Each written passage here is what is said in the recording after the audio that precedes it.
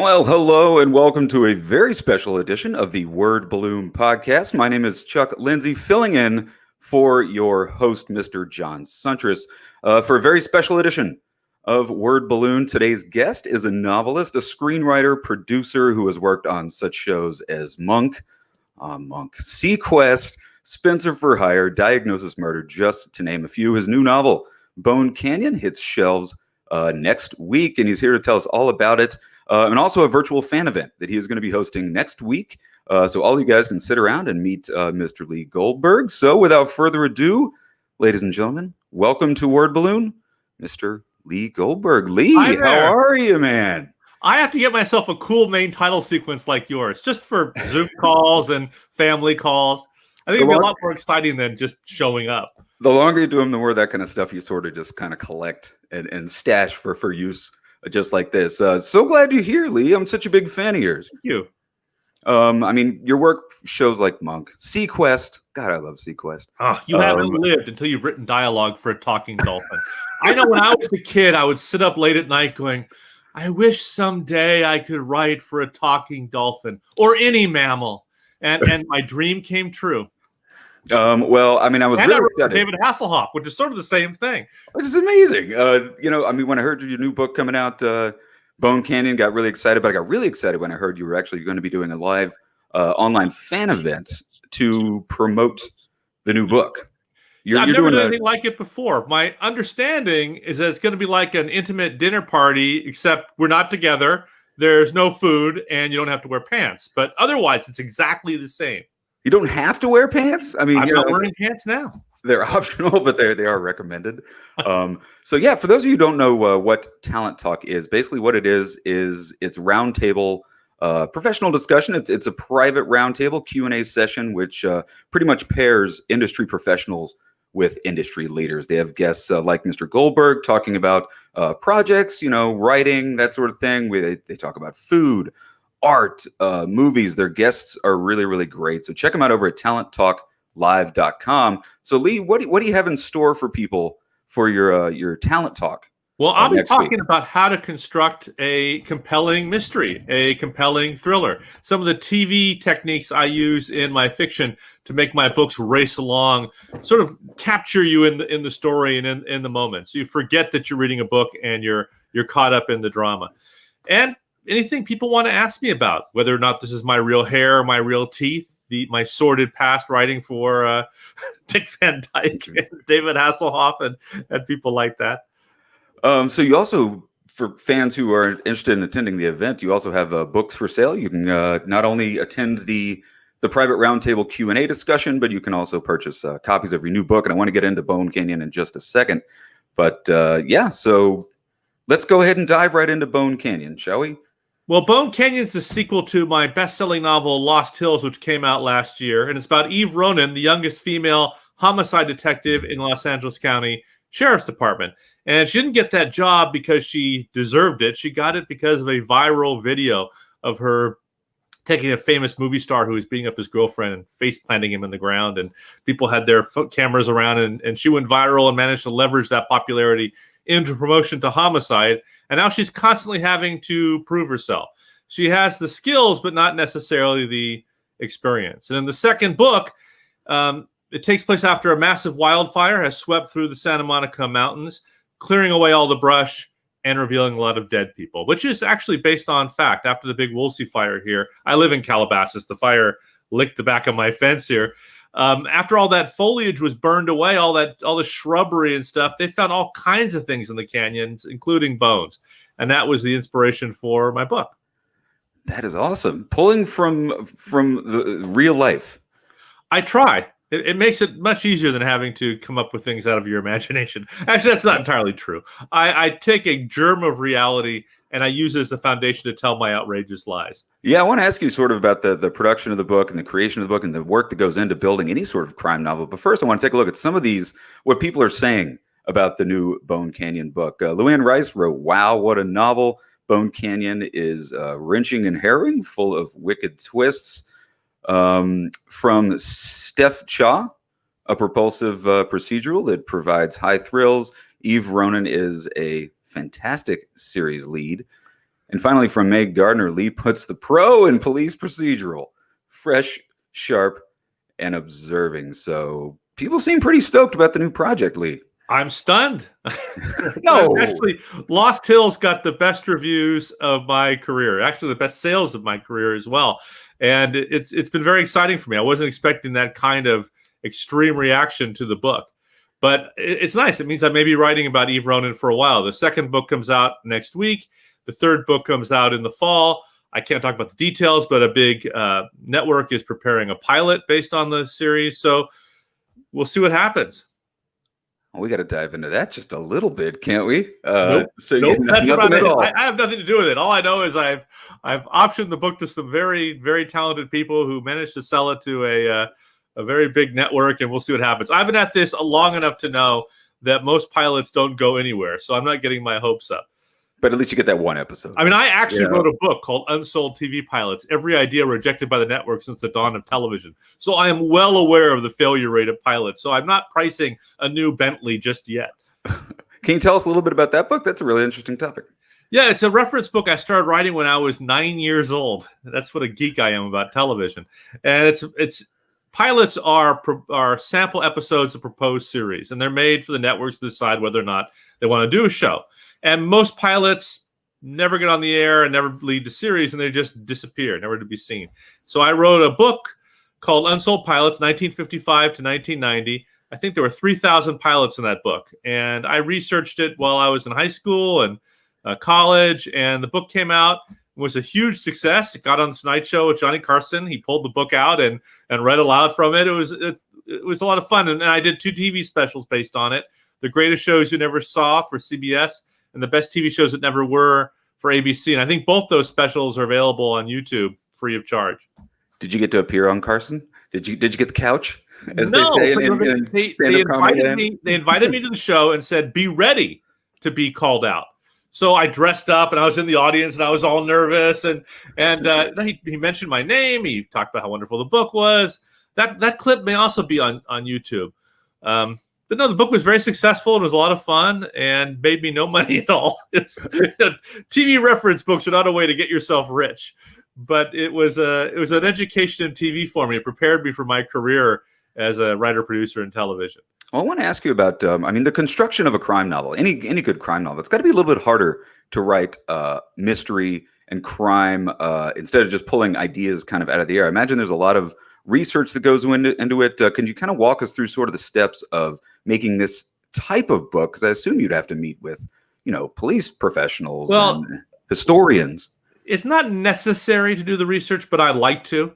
The research for me allows me to find that key fact or that key procedure or that interesting detail that will ground my story in truth so I can make everything else up. Because what you're really going for is a suspension of disbelief.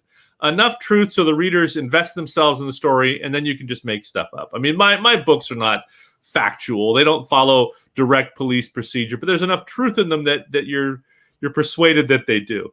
The key to any good story is a compelling character and conflict. Throwing obstacles in front of that character that reveal who that character is and push that character to his or her limits. The key to a mystery is a magic trick. It's look over here, so you're not looking at the clue over there. It's distraction. It's a lot like doing a card trick or any other illusion. And finding a way to tell a compelling story while at the same time doing a puzzle and doing this magic trick is a pain in the ass. It's really hard. I mean, many times I'm doing it, I ask myself, why couldn't I just tell romances or science fiction stories or just adventure stories? They're so much easier than trying to tell a story and concoct a puzzle at the same time. But I'm a firm believer in honest mysteries, whether I'm doing them for television or doing them in print. I want the reader or viewer to be able to go back and see the clues they missed. I don't pull anything out of the air. I don't have secret interviews and stuff. Everything is right there for the reader or viewer to see and solve the mystery themselves. I know for myself that when I read a book, if I solve the mystery ahead of the detective, I don't feel the writer is bad. I just feel proud of myself that I'm so smart. So I don't think there's a downside in laying all the clues out there for the reader to have the possibility to solve the crime for themselves. That's why I can't stand these forensic shows. I mean, unless you can analyze pubic hair and DNA in your kitchen, there's no way you're going to solve the crime yourself by watching the TV show. And to me, it doesn't pull you in. And there's nothing particularly compelling or emotional about forensics, which is why if I use forensics in my book, it's a way to reveal character. My character doesn't understand the forensics, so the forensics become an obstacle to him or her doing what she needs to do. In the end, though, character and who my people are is what's going to be the key to solving the crime.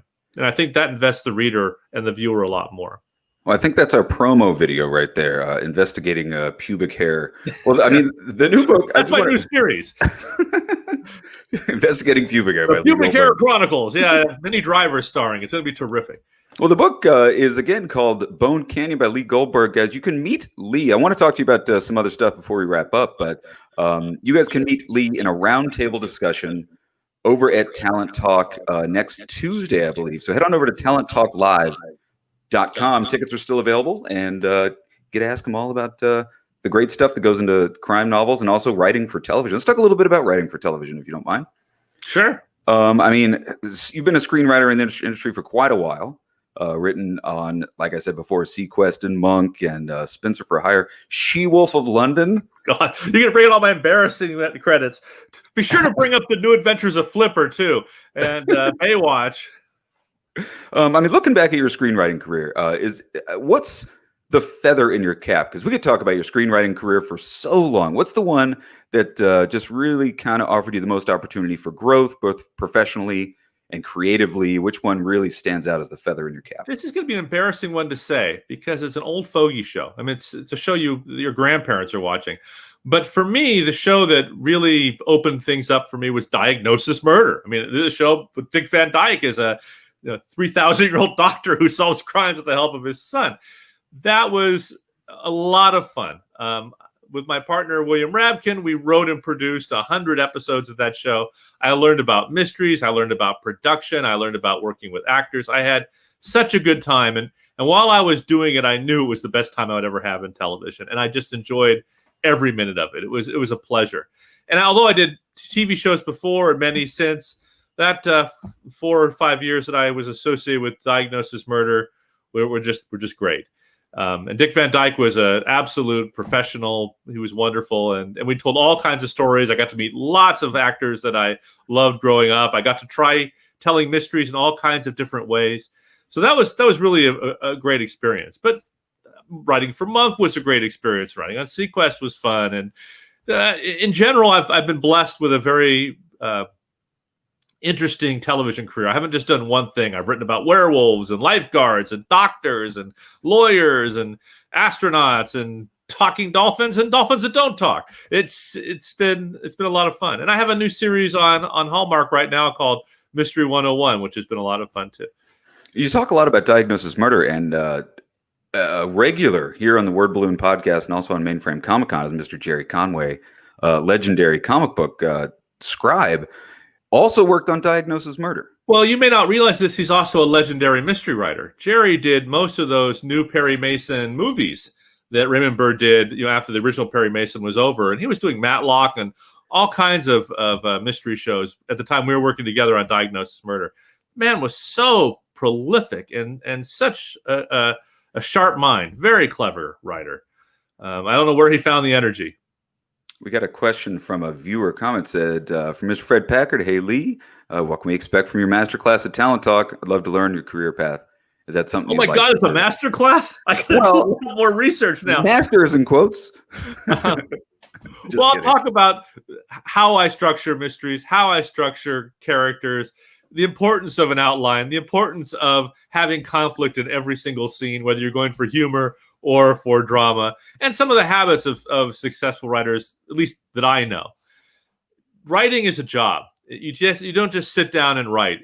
There's work involved. I know in my Eve Ronin books, for instance, I have attended homicide investigator training conferences. I've read scores of books. I've interviewed tons of experts, and that research might just yield one paragraph of information or one line of dialogue. But that's the kind of stuff you have to do to get yourself grounded in the story that you're telling. And I always write with an outline. I talk about the importance of that as well. And as I said earlier, some of the techniques I've learned as a TV writer have really helped me as a novelist.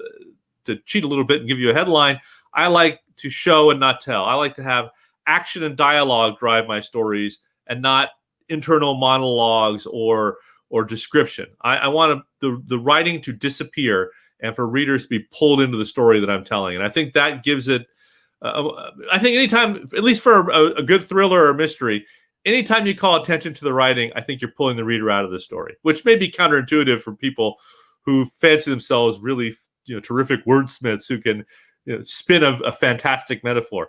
My approach is always to put that metaphor in a character's mouth rather than in a line of description. Well, guys, the book is called Bone Canyon from Mr. Lee Goldberg. Hits store shelves next Tuesday. Is it actually hitting store shelves? Yes. Are there store shelves? It's still open? It's out in hardcover, paperback, ebook, and audiobook, but it's published by Amazon's Thomas and Mercer imprint. And there are some bookstores that don't like to carry Amazon's hardcovers, but you'll find it in Murder by the Book in Houston, and Poison Pen in Scottsdale, and Boswell Books in kind of Milwaukee. God, I've had a senior moment there. But it's in finer independent bookstores and mystery bookstores across the country. That's fantastic, guys. And I want to remind you, Lee is going to be doing a Talent Talk next Tuesday. Tickets are on sale. Head over to talenttalklive.com and sit in a nice private roundtable discussion and talk everything crime, mystery, and writing and television. So that happens next Tuesday. Head over to talenttalklive.com to pick up your tickets. Lee, thanks so much for being here. It's been thanks my for pleasure. taking time out of your day. It's nice to actually wear a collared shirt for a change. Well, and just not pants. Yeah. Well, one of the pleasures of the pandemic. Yeah. Well, Lee, we will see you here at Talent Talk next Tuesday. I want to thank everybody for watching. And Mr. Lee Goldberg, big virtual round of applause. And head on over to Talent Talk Live and pick up tickets for a private meet and greet and an autographed book. Thanks a lot, Lee. My pleasure.